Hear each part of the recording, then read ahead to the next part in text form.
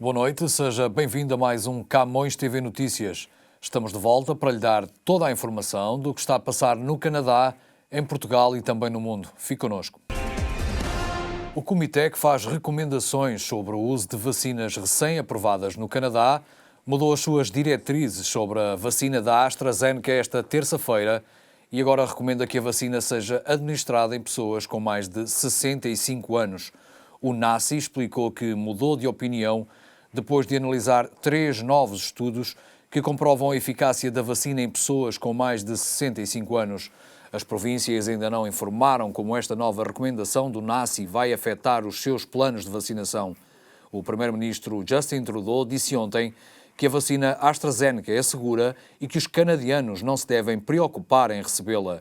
Os comentários do primeiro-ministro surgem depois de quase uma dúzia de países europeus ter suspendido o uso da vacinação contra a Covid-19 devido a preocupações com a formação de coágulos sanguíneos.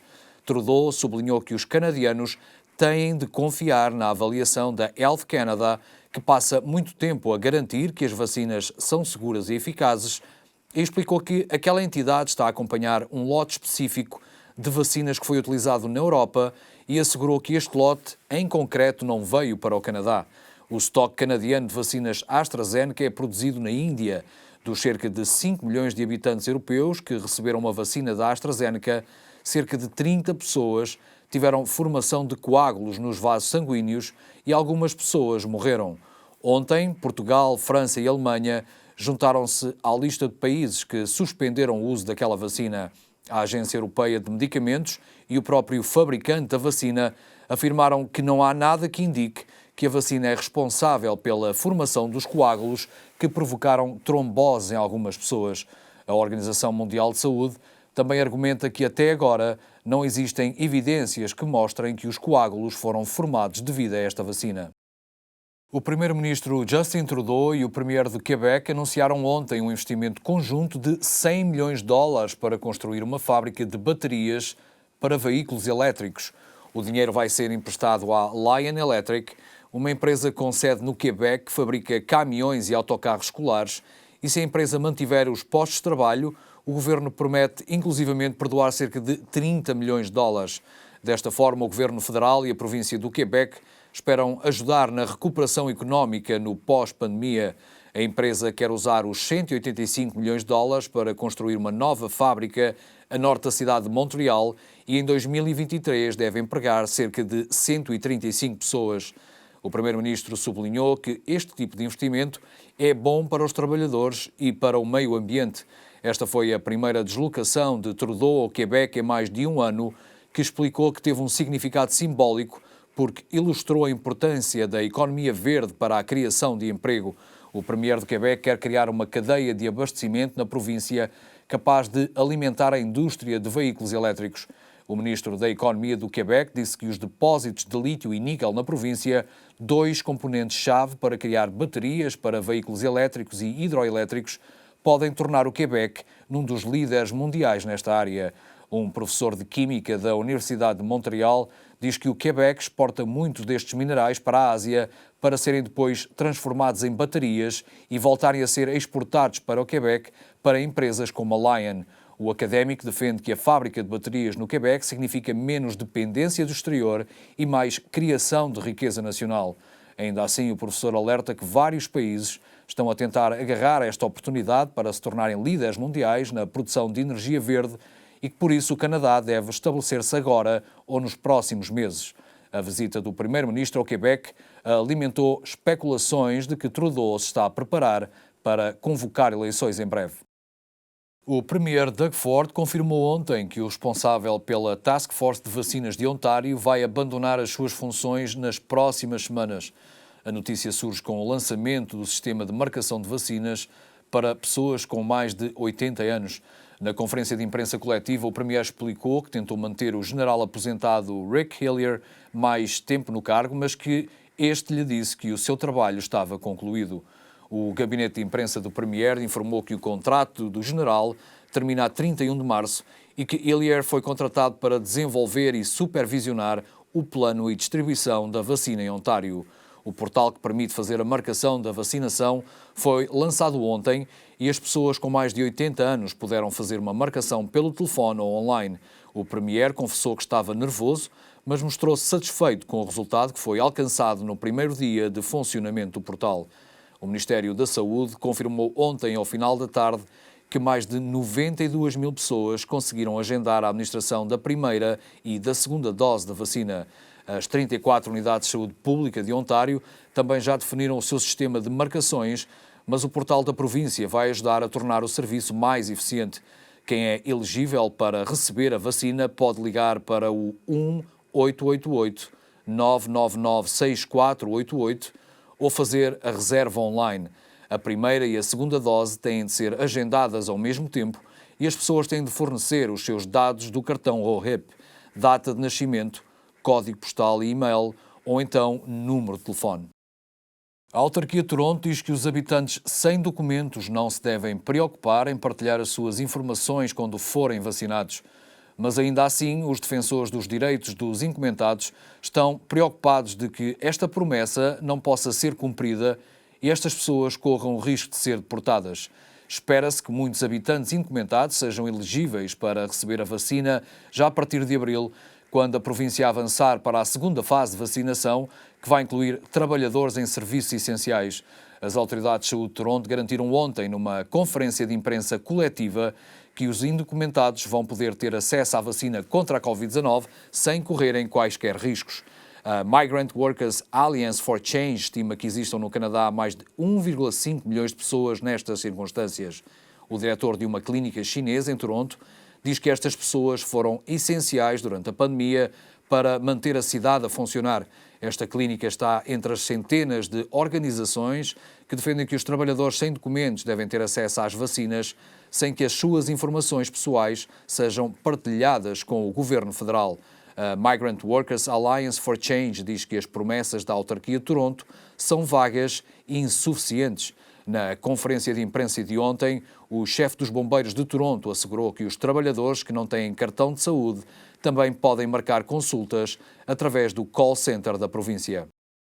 O Walmart vai encerrar 6 lojas em todo o país e investir 500 milhões de dólares para melhorar a aparência das suas lojas e melhorar a experiência de compra online. Um retalhista com sede em Mississauga diz que os trabalhadores da loja que vai encerrar vão receber ofertas de emprego para outras lojas próximas. 3 das lojas que vão encerrar ficam em Ontário, 2 situam-se em Alberta e uma fica em Newfoundland. Os 500 milhões de dólares que o grupo promete investir incluem o lançamento do primeiro centro de atendimento automático em Scarborough. Para melhorar a aparência das lojas, o Walmart promete investir em reparações, pinturas, iluminação e melhorias nas salas dos funcionários. O presidente do Infarmed, Rui Ivo, anunciou ontem, ao final do dia, que Portugal também vai suspender a vacina da AstraZeneca contra a Covid-19, tal como os outros países europeus, tendo por base a aplicação do princípio da preocupação e saúde pública. Graça Freitas, diretora-geral da Saúde, pediu aos portugueses para manterem a confiança na vacina e nas instituições, salientando que a pausa na vacina só está a ocorrer devido a um mecanismo de extrema segurança e precaução. Na Europa já foram administradas 17 milhões de doses deste fármaco. Se foi vacinado, mantenha-se tranquilo. Estas reações são extremamente raras e no nosso país não foram reportados fenómenos semelhantes, garante a diretora-geral da Saúde.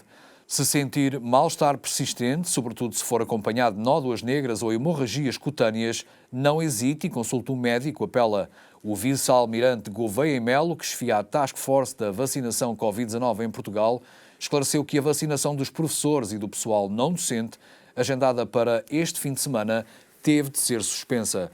A intenção era vacinar este grupo com AstraZeneca. Neste momento já foram dadas 400 mil doses desta marca e há ainda 200 mil em armazém. Espanha, Itália, Alemanha, França, Noruega, Áustria, Estónia, Lituânia, Letónia, Luxemburgo e Dinamarca, além de outros países, incluindo fora da Europa, já interromperam por precaução o uso da vacina da AstraZeneca após relatos de casos graves de coágulos sanguíneos em pessoas que foram vacinadas com doses do fármaco. A empresa já disse que não há motivo para preocupação com a sua vacina e e que houve menos casos de trombose relatados nas pessoas que receberam a injeção do que na população em geral. A Agência Europeia de Medicamentos e a Organização Mundial de Saúde confirmaram que os dados disponíveis não sugerem que a vacina da AstraZeneca tenha causado os coágulos e que as pessoas podem continuar a ser imunizadas com esse fármaco. No ano passado, Portugal registrou o saldo natural, diferença entre o número de nados vivos e óbitos, mais negativo dos últimos 60 anos, pelo menos. De acordo com os dados preliminares publicados esta manhã pelo Instituto Nacional de Estatística, aquele indicador fechou negativo nos menos 38.856, por efeito de uma subida de 10,2% no número de mortes ocorridas em 2020, exponenciadas pela pandemia. Conjugado com uma quebra de 2,6% no número de nascimentos, abaixo dos 85 mil, o valor mais baixo desde 2015. Há 12 anos, frisa o Instituto Nacional de Estatística, que o saldo natural está no vermelho, sendo que o pior registro até agora se tinha verificado em 2018, com o valor a situar-se em menos 26 mil. No que aos óbitos concerne, e analisando os dados a partir de 1960, é o número mais alto da série, com 123.467 mortes. O pior ano havia sido 2018, com 113.051 óbitos. Ano em que, ao envelhecimento da população, se juntou uma onda de calor. O Funchal é o único concelho português em risco extremo com uma incidência cumulativa há 14 dias acima dos 960 casos de infecção por 100 mil habitantes, segundo o boletim epidemiológico da Direção-Geral da Saúde. O boletim alerta, contudo, que os dados referentes à região autónoma da Madeira devem ser interpretados atendendo ao atraso entre o diagnóstico e a notificação verificado no período em análise entre 24 de fevereiro e 9 de março. O risco extremo de infecção verifica-se quando um concelho tem uma incidência cumulativa há 14 dias acima dos 960 casos de infecção por 100 mil habitantes. De acordo com a Direção-Geral de Saúde, o Funchal registrou uma incidência cumulativa de 1.118 casos. Em risco muito elevado, ou seja, com uma incidência de entre 480 e 959,9 casos por cada 100 mil habitantes, estão os concelhos madeirenses de Câmara de Lobos, com 564, Santa Cruz, com 576, Ponta de Sol, com 640 e ainda o concelho alentejano de Serpa, com 517. Na última análise, Portugal tinha 8 concelhos em risco muito elevado de infecção com o novo SARS-CoV-2 e nenhum em risco extremo. A Conferência Episcopal Portuguesa congratulou-se pela tomada de decisão do Tribunal Constitucional ao declarar a inconstitucionalidade da lei sobre a morte medicamente assistida. Qualquer legalização da eutanásia e do suicídio assistido é sempre contrária à afirmação da dignidade da pessoa humana e à Constituição da República Portuguesa, reagiu a Conferência Episcopal Portuguesa em comunicado. O diploma, que despenaliza a morte medicamente assistida, tinha sido enviado pelo Presidente da República para fiscalização preventiva da constitucionalidade no dia 18 de fevereiro. Ontem, o Tribunal Constitucional anunciou o chumbo da lei, uma decisão tomada por maioria de 7 juízes contra 5. Na nota de reação à deliberação, os bispos portugueses reiteram a posição assumida pela Igreja em todo este processo, defendendo sempre que a vida humana é inviolável. O valor das remessas de imigrantes registados em Portugal em 2020 sofreu um decréscimo de 1,4% depois de 10 anos consecutivos de crescimento, segundo o Observatório da Imigração. Portugal foi, em 2018, o 35º país do mundo que recebeu mais remessas de imigrantes. No entanto, e apesar de tudo, os valores enviados pelos portugueses que residem fora de Portugal mantiveram-se superiores a 3 mil milhões de euros, o que correspondeu a cerca de 1,8% do PIB. Em conjunto, os 2 países onde residem mais portugueses, França e Suíça, foram também os países de origem de mais de metade das remessas recebidas em Portugal. Porém, o grau de dependência económica das remessas da imigração tem decrescido nas últimas décadas, sendo hoje baixo pelos padrões internacionais. Em sentido inverso, quase metade das remessas enviadas para o estrangeiro por imigrantes residentes em Portugal tiveram o Brasil por destino. O presidente brasileiro Jair Bolsonaro fez uma nova mudança de ministro da Saúde, anunciando para o cargo o cardiologista Marcelo Queiroga, em substituição do general Eduardo Pazuello.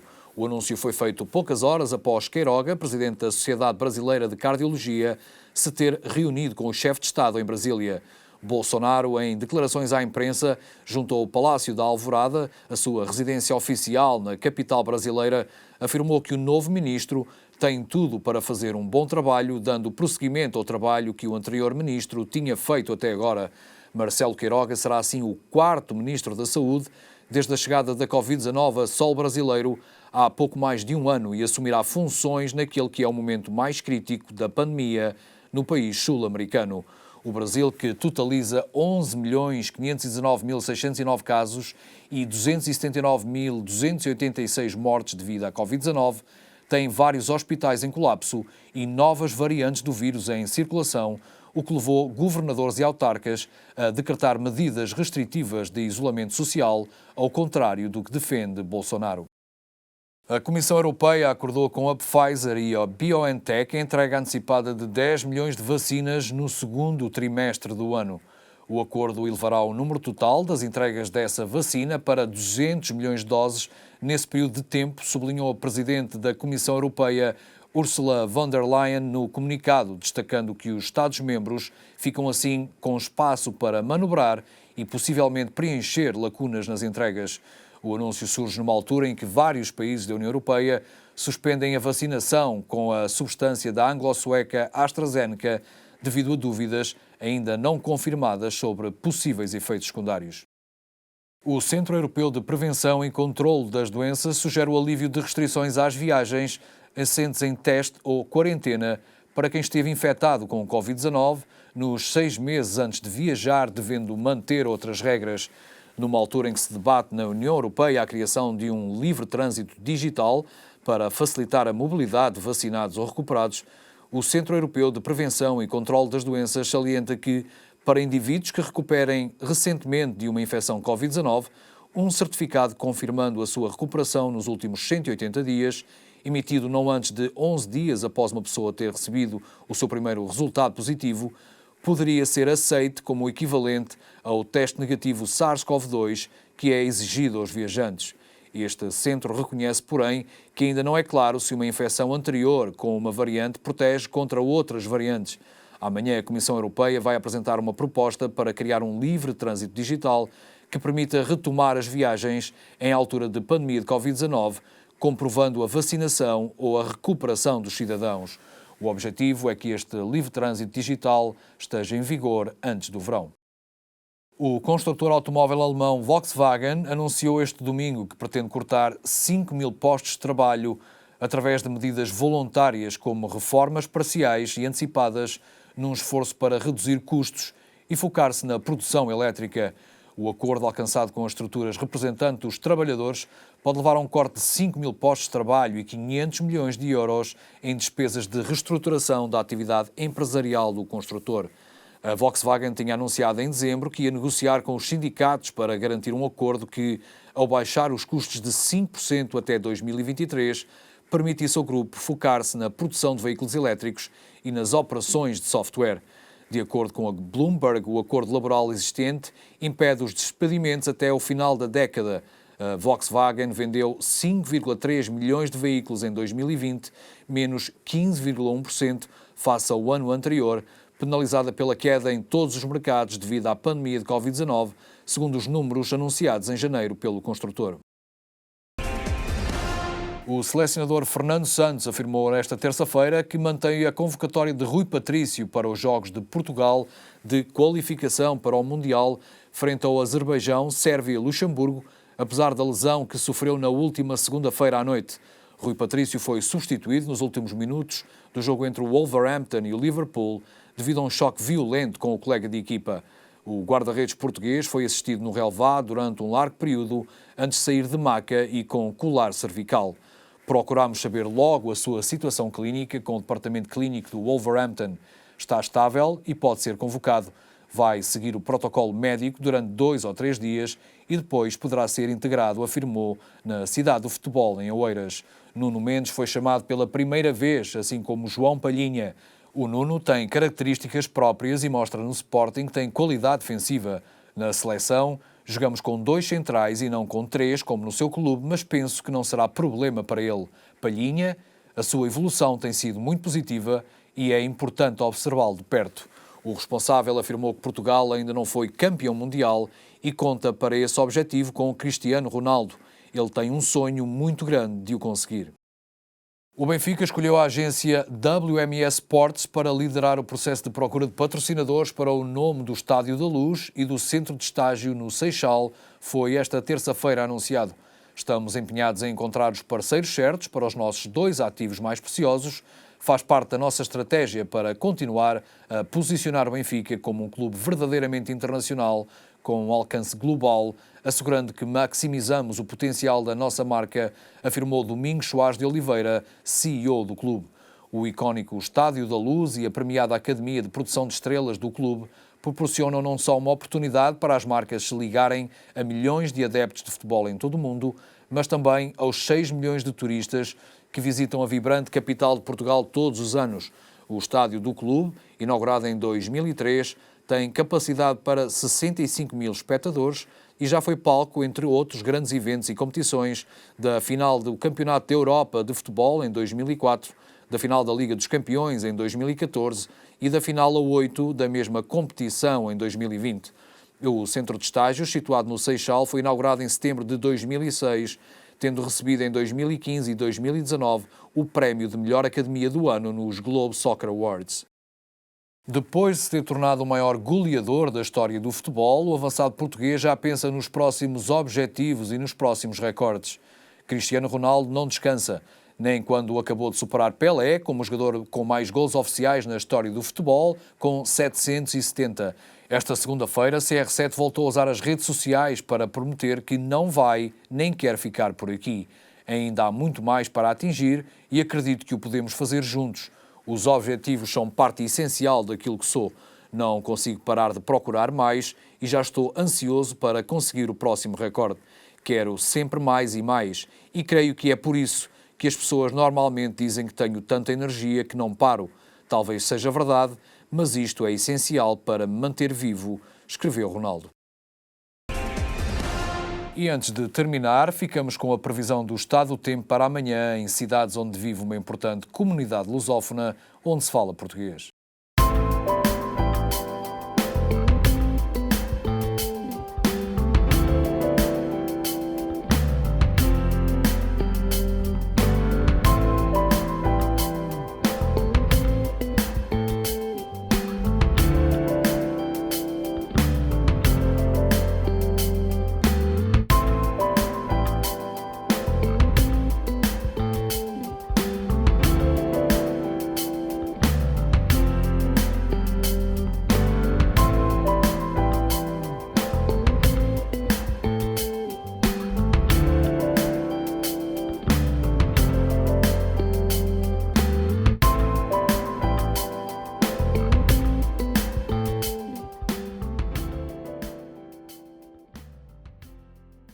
A edição de hoje do Camões TV Notícias vai ficar por aqui. Já sabe que voltamos amanhã, sempre em português, com o que se passa no país e no mundo. Contamos consigo e desse lado. Tenha uma boa noite.